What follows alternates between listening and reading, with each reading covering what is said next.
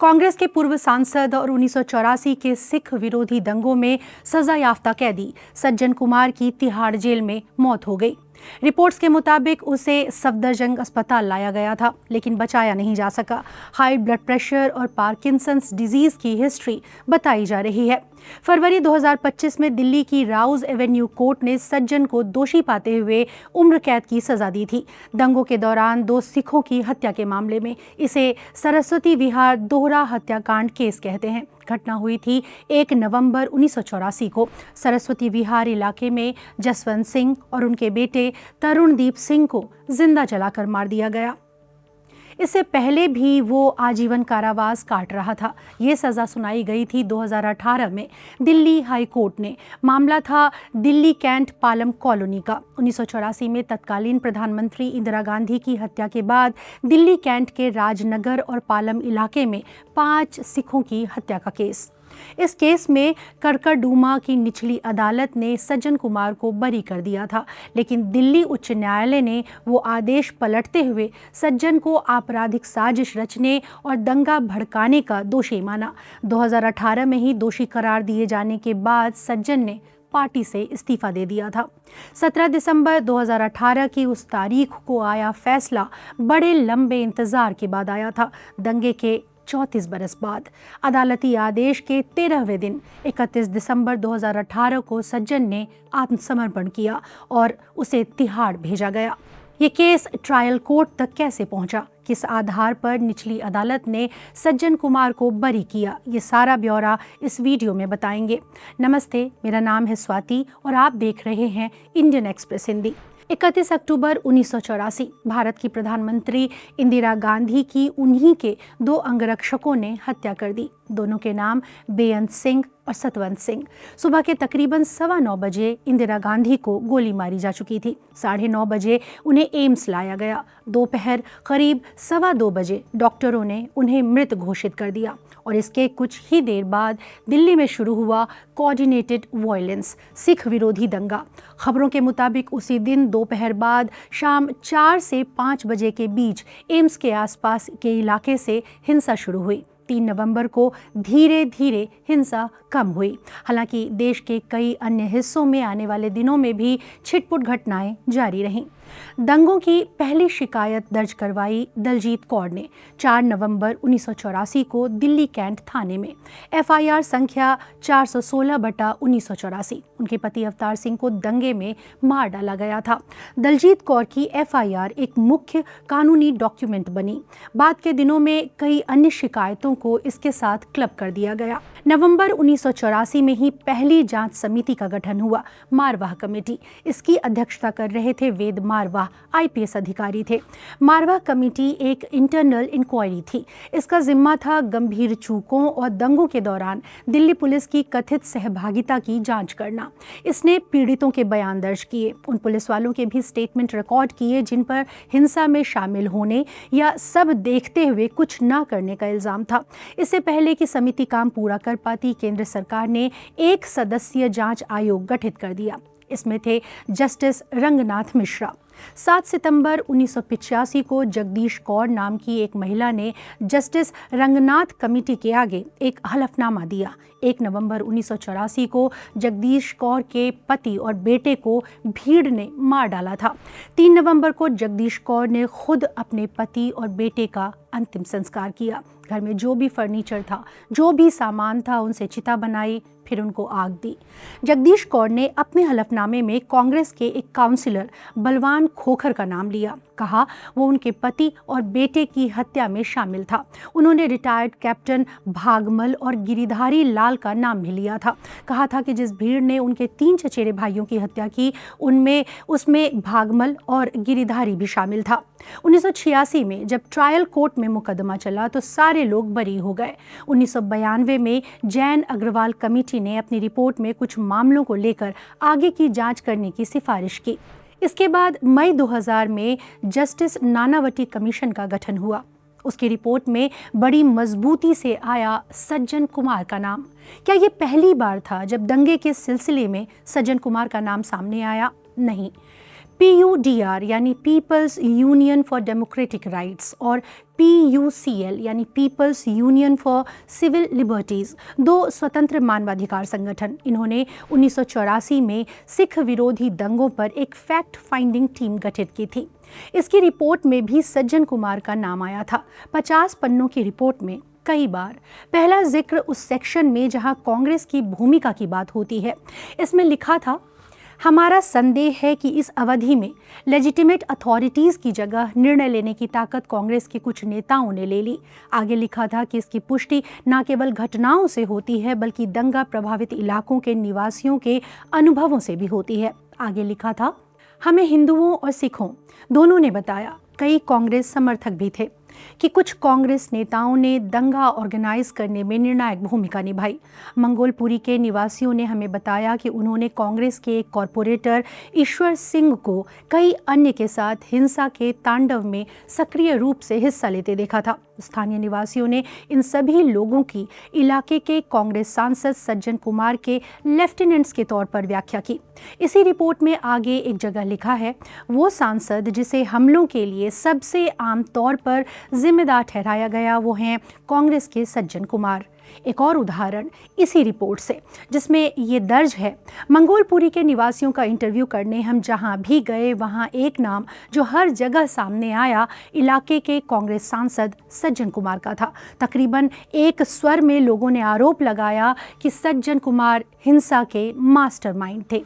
HS फुल्का, उन्होंने सिख विरोधी दंगों के पीड़ितों को न्याय दिलाने के लिए लंबी कानूनी लड़ाई लड़ी। 2021 में उन्होंने एक बयान जारी किया था। इसमें सज्जन कुमार के उस दावे को चुनौती दी गई थी जिसके मुताबिक आरोपी के तौर पर उसका नाम पहली बार दंगे के 15 बरस बाद आया, नानावटी आयोग के समय। हिंदू की ये रिपोर्ट देखिए, इसमें फुल्का को कोट किया गया है। पर्याप्त साक्ष्य हैं जो दिखाते हैं कि किस तरह पुलिस और सरकार शुरू से ही उसे बचाती रही। रिपोर्ट में फुल्का के बयान के हवाले से बताया गया है कि बड़ी संख्या में दंगा पीड़ितों ने 1984 में ही सज्जन कुमार का नाम लिया था। इनमें से कई गवाहों ने राहत शिविरों में काम करने वाले स्वयं सेवकों को सज्जन कुमार की मिलीभगत के बारे में बताया था। ये आरोप था कि पुलिस ने उनकी शिकायतें दर्ज नहीं की। फुल्का ने स्टेटमेंट में लिखा, इन आरोपों के आधार पर विपक्षी नेताओं का एक प्रतिनिधिमंडल 6 नवंबर 1984 को प्रधानमंत्री से मिला और उन्हें सज्जन कुमार की कथित भागीदारी को लेकर आगाह किया।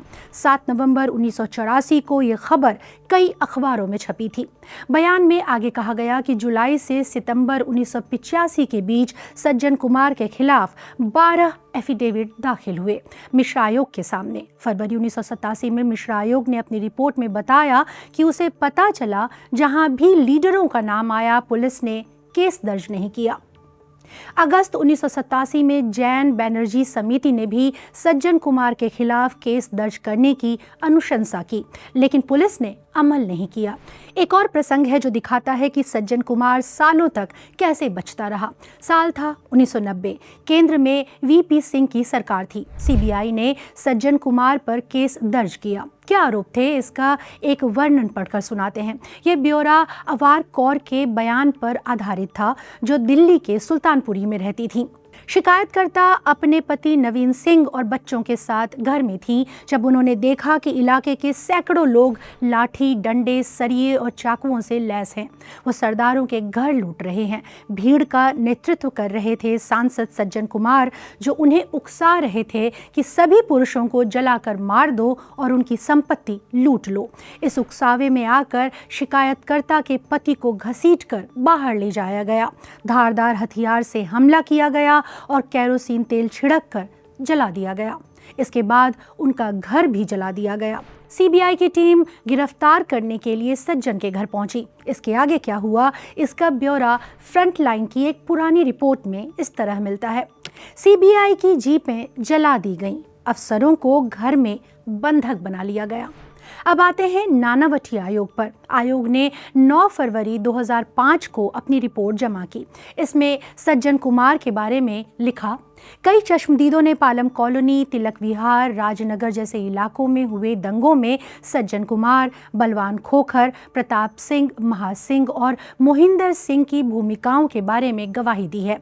ऐसा बताया गया है कि सज्जन कुमार, बलवान खोखर और कई और कांग्रेस नेता भीड़ का नेतृत्व कर रहे थे। पुलिस ने इन लोगों के खिलाफ गवाहों और पीड़ितों के बयान तक दर्ज नहीं किए। ये जांच कमीशन मानती है कि सज्जन कुमार और बलवान खोखर शायद इस दंगे में उसी तरह शामिल थे जैसा कि गवाहों ने बताया है। ये बात दर्ज करने के लिए विश्वसनीय चीज़ें मौजूद हैं। कमीशन सरकार से ये सिफारिश करती है कि सज्जन कुमार के खिलाफ उन मामलों की जांच की जाए जिनमें गवाहों ने खास तौर पर सज्जन कुमार का नाम लिया है, मगर इसके बावजूद सज्जन कुमार पर कोई चार्जशीट दाखिल नहीं हुई और इस तरह इन मामलों को अनट्रेस्ड बता दिया गया।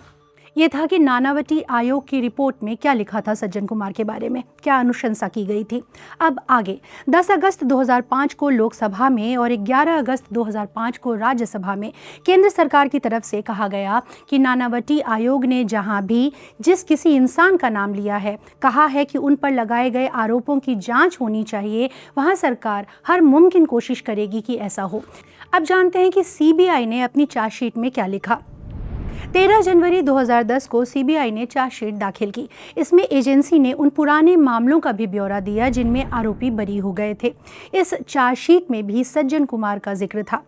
इसमें लिखा था, कई गवाहों ने सज्जन कुमार के शामिल होने की बात कही है। पालम कॉलोनी के राजनगर में रहने वाली जगदीश कौर, सुदर्शन सिंह और बाकी कई लोगों ने सज्जन कुमार और बलवान खोखर के दंगों में शामिल होने की बात कही है। जगदीश कौर ने बताया कि उन्होंने सज्जन कुमार को लोगों से कहते सुना था कि सिख एक नहीं बचना चाहिए, जो हिंदू भाई उनको शरण देता है उसका घर भी जला दो और उसको भी मारो। राजनगर के ही जसबीर सिंह ने भी सज्जन कुमार और बलवान खोखर की मिली भगत के बारे में बताया है।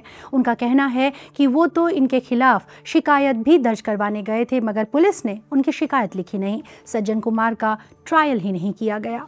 CBI ने बताया कि सज्जन कुमार ने राजनगर में भीड़ के आगे उकसाने वाला भाषण दिया, उन्हें सिखों के खिलाफ हिंसा के लिए भड़काया, इलाके में हिंदुओं और सिखों के बीच सांप्रदायिक नफरत पैदा की, उनके बीच की शांति खराब की। अब आते हैं ट्रायल कोर्ट के फैसले पर। उसने क्या कहा।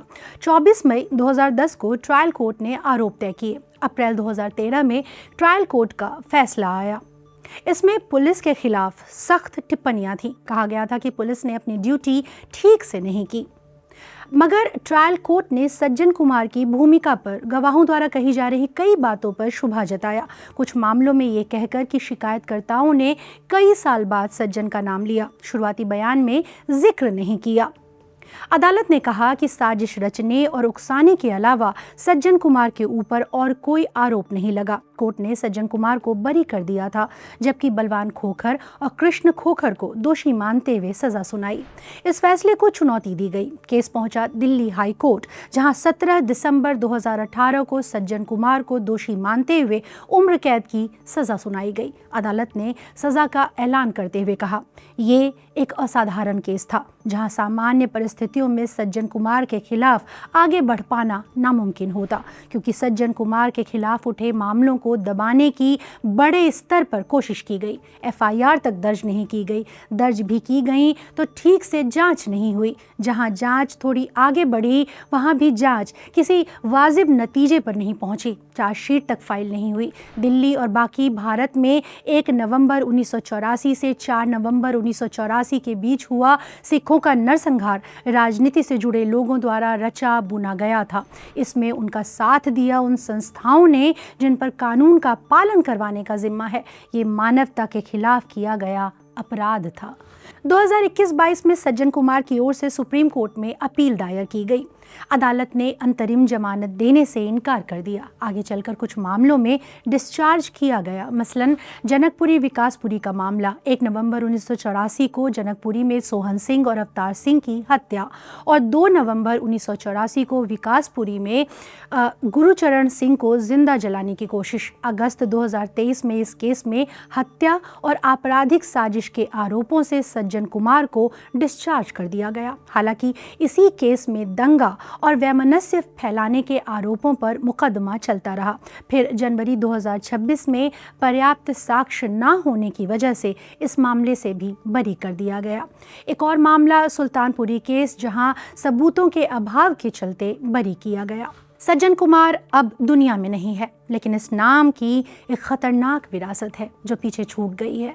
सज़ा मिली, लेकिन बहुत देर से मिली। लगभग 3 दशक तक वो आपराधिक जिम्मेवारी से बचता रहा, बचाया जाता रहा। दंगे के बाद भी 2 बार लोकसभा में पहुंचा। 2005 में नानावटी आयोग की रिपोर्ट जारी हुई थी और ये शख्स 2009 तक सांसद रहा। कईयों के लिए सज्जन कुमार एक प्रतीक है कि राजनीतिक संरक्षण और संस्थानिक मिलीभगत किस तरह कानून के आगे सबको बराबर नहीं रहने देती, फिर चाहे अपराध कितना जघन्य हो।